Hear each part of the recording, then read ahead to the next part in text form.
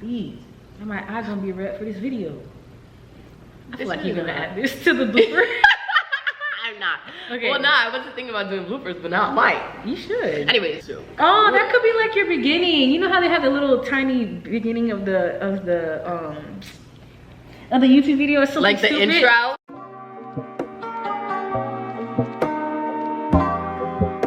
Hi guys, welcome back to my channel. Today I have a special guest with me once again, making an appearance. Hello. Miss Elmire. This is I. Today we're going to talk about the do's and the don'ts about getting into optometry school and everything in between, so keep on watching. So I have Elmire here on the channel because I am in the process of applying to optometry school, but Elmire here has already applied in the last cycle. Yeah. So she already knows the ropes, and I just thought, why not just have her here to ask her some information and to get more insight into the process. And let you know my experience. Exactly, so let's get started. So Elmire, if you wanna just start kind of by giving us the rundown of your application process, how long it took you, how you felt, anything you wanna kind of mention at first. Okay, so applying to optometry school is definitely not a joke. Definitely takes some endurance. I opened my Optomcas June 30th of last year, and I mean, in the beginning there wasn't that much that I can do because I hadn't taken my OET just yet, and also I knew that I needed to study for it. At that time I decided, let me just focus on getting my applications in. So I got one application in October. I didn't get most of my applications in until January. Mistake number one. Try to get everything in as early as possible, and by early I mean have your application sent, I want to say by September. Optometry school is based on a rolling admission, so rolling admission means that they are accepting students all year, so it's not, it's a first come first serve basis. So that was my first mistake, but it's okay because at that time I was currently still in school taking some crazy classes. I was more focused on getting my letters of recommendation, because what's the point of passing the OET and getting a 400 if I don't have a letter of recommendation to send my, you know, my Optomcas. So that was my priority at the time, and you know, that's another recommendation. Try to get in communication with your professors as early as possible, with your optometrist as early as possible. For Optomcas, it is required for you to at least have a letter of recommendation from one optometrist and from one professor. So how would you ask these professors when they don't really know much about you? That's a great question, and one of the biggest obstacles that I had to overcome. You know, I went to class, got my grade, and did. So I kind of experienced the back end of that when it came to applying for optometry school, because I didn't really have anyone to ask from the very get-go. So if Optomcas opened in June, and school started probably in August, then I made it my priority to ask my professors, okay, I know you don't know me, but I'm trying to apply to school, and I would like to know what are your expectations for me or your requirements for me for you to feel comfortable enough to write me a letter of recommendation. And at that point, the ball is really in their court. If they say no, I'm sorry. But also my professor, at least one of them, she let me know that she would like for me to be active in all my lectures. She wanted me to maintain a specific grade. I had to get an A in anatomy. That is a lot of the requirements for some professors. Yeah, just kind of like get to know her with the time that we did have, so she can feel comfortable writing it for me. And sweetie, I did just that, and I got that letter of recommendation, which I feel really held my application together, because my other letter of recommendation was from my sociology professor. That was the only professor that I really have a connection with in school, so that was cool. But I feel like it's one thing for me to have had a letter of recommendation from her as in my sociology perspective versus a professor of anatomy in a more hardcore science type of field to advocate, okay, this student is also very capable in a natural or physical science. Would you recommend asking more than 2 professors just in case one Definitely. That actually happened to me. So not only did I ask my letter of recommendation from my anatomy professor, but I also asked it for my microbiome. And microbiome, I don't know, like actually I really thought she was gonna be the one to write my letter of recommendation, because we had like talked so much and you know, built so much rapport, and in the end, baby girl did not come through. So I'm like, okay, don't even do me like that. But in the end, it didn't matter because I didn't need it. It was just gonna be that extra sauce on top. So. Okay. Gotcha. You said that you started applying, you started the Optomcas in June, and when did you finish your applications? I took my OAT April 5th. Y'all don't be like me. be like that.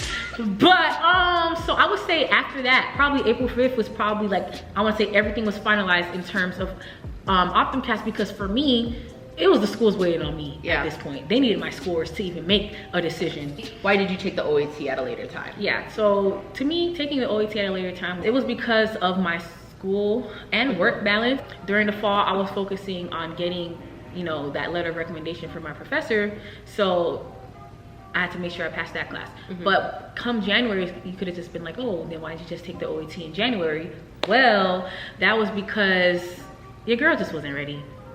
I just wasn't ready. And actually the plan all along, and I kept delaying actually my OAT.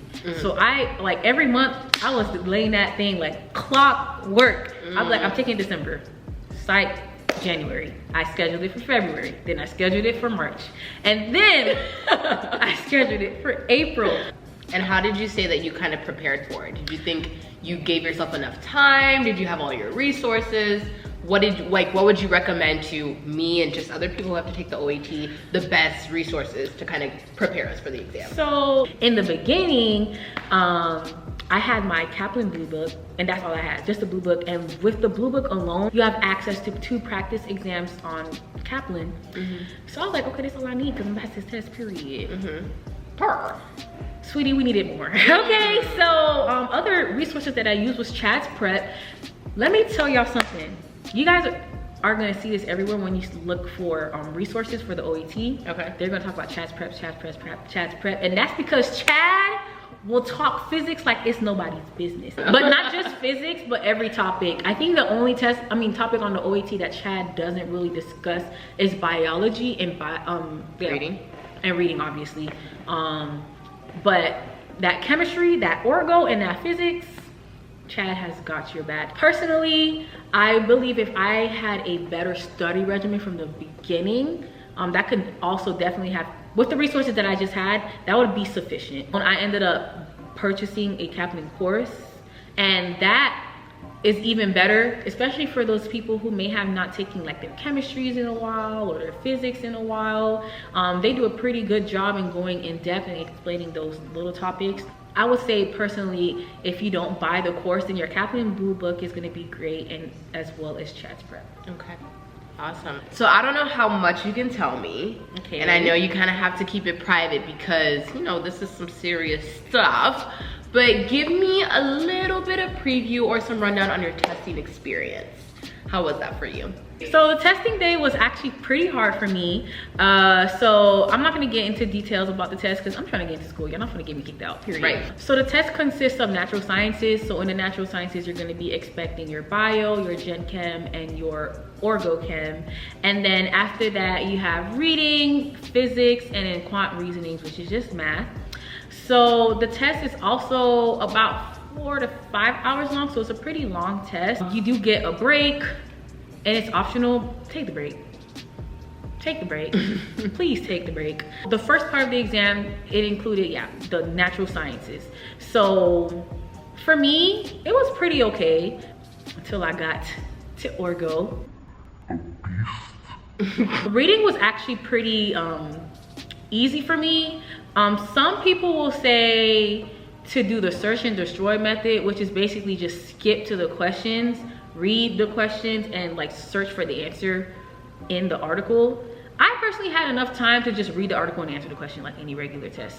But do whatever works for you because not everybody has the same level of reading comprehension. But it did work out regular for me. I did fine on that section. Physics.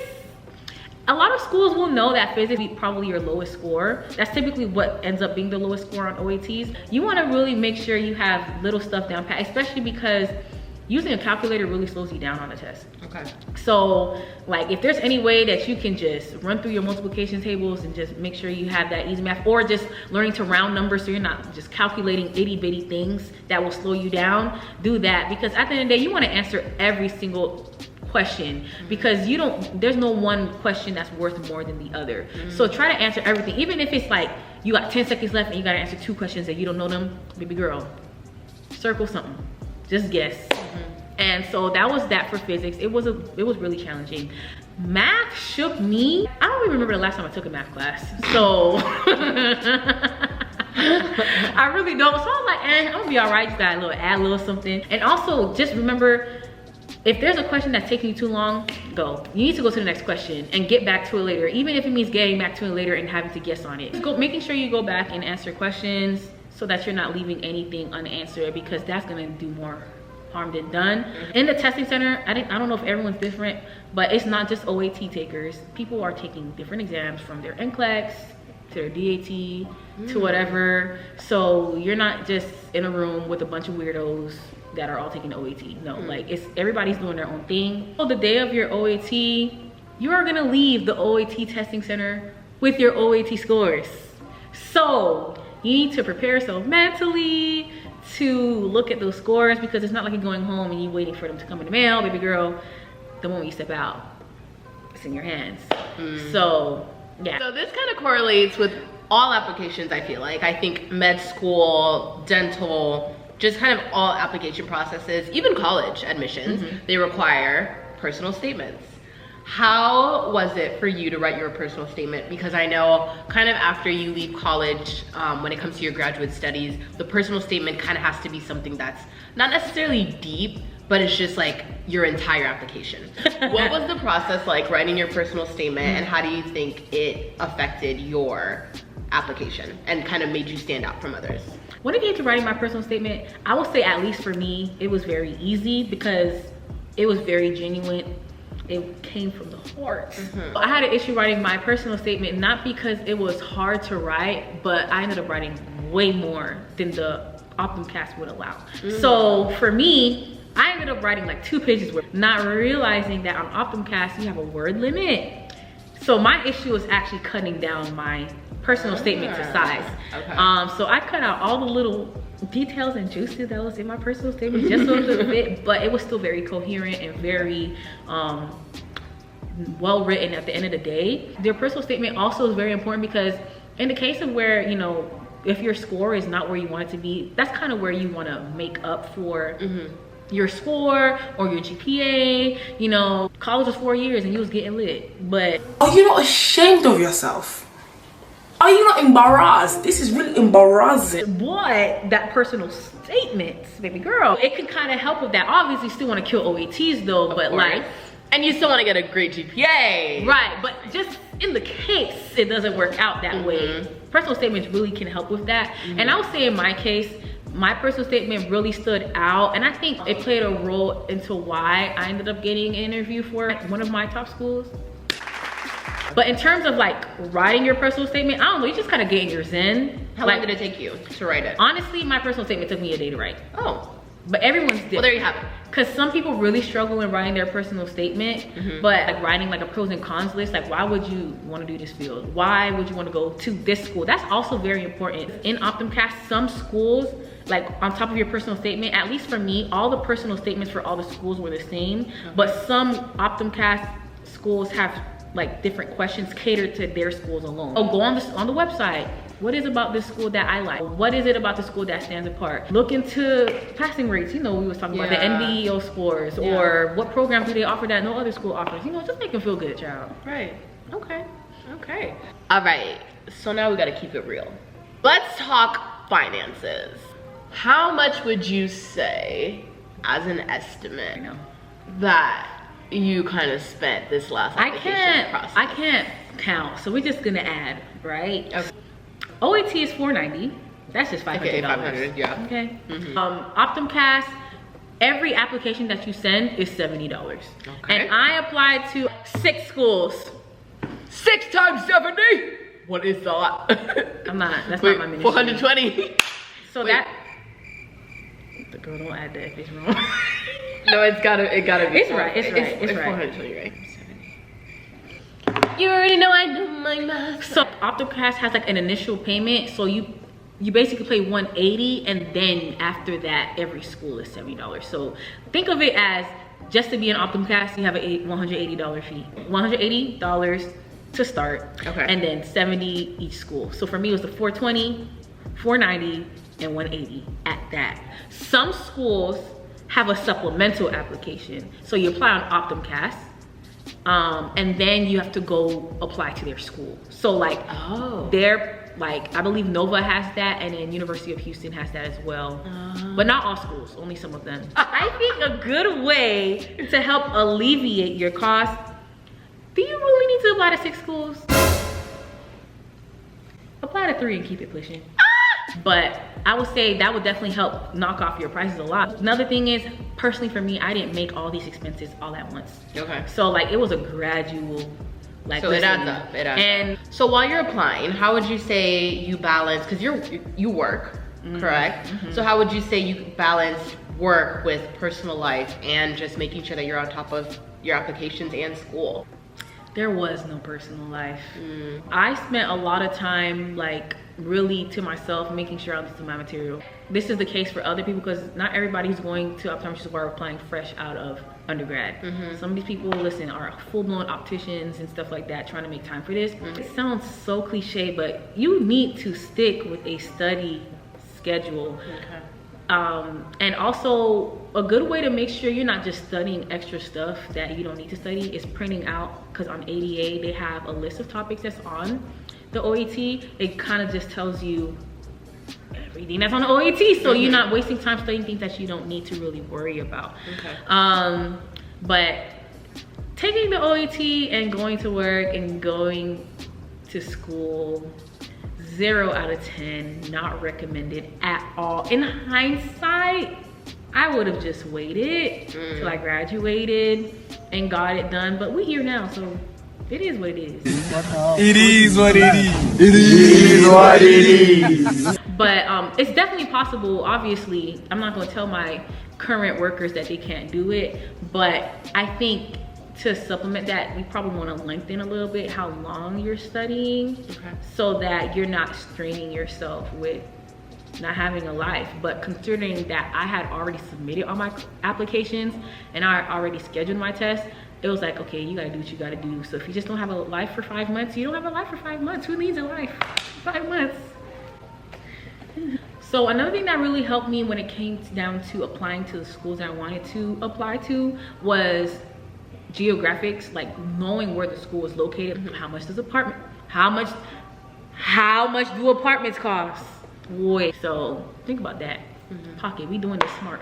Right. Where the money reside, where the money reside. What the money reside, what the money reside, what the money reside, what the money reside. As we close out the video, I just wanted to ask you if you could just give us some advice. I'm going through the process. I have some other friends, and we have some viewers of the channel who are about to go through the process of applying to optometry school. So what's some advice that you can give us to kind of just keep us in there? You want to find a balance of what are you going to do to help keep your mind from losing your mind. Like, you know, go out.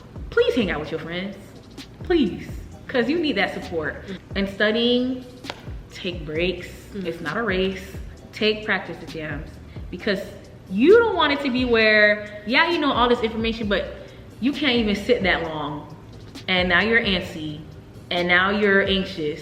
And you just know the information and you can't even pass the test because you didn't train yourself for this type of exam. I personally wrote affirmations for myself. So like every time I wrote my little notes, I would like write on the top either like a Bible verse or affirmation. Just kind of remember who you are, because listen, you make this test don't make you. And that's on period. And you know, if it comes down to that you have to retake the test again, that doesn't make you any less significant. You just took it the first time for experience, and you taking it the second time to kill it, period. Anybody taking this journey, I applaud you. My future optometrist, we are doing this. We are out here diversifying medicine and yeah, that's pretty much all I have. Okay. So thank you so much, Elmire, for giving us all the insight, all the tips, all the tricks, all the do's, all the don'ts about just attacking this optometry application I'm glad to season. be here, girl. It's your YouTube channel. I'm gonna include Elmire's Instagram in the description box below, so that if you guys have any questions or any kind of information that you want to know, you can just contact her directly. Thank you guys for watching today's video, and I will see you guys in the next one. Period. Bye.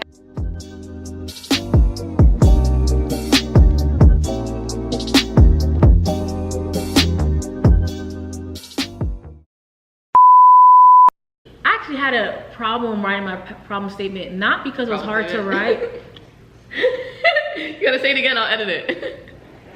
I had an issue writing my problem statement, not because Say it again. You said problem statement. personal statement. Sorry. Guys, wait a second. Wait a second. It's the way that Elmire has never watched any of my YouTube videos. I'm gonna do it today though. And she's gonna be on my channel. But I'm actually doing it right now. Do you deserve to be on this channel? I'm gonna do it right now. Are you even subscribed? I am subscribed. I am. I think. I remember you said.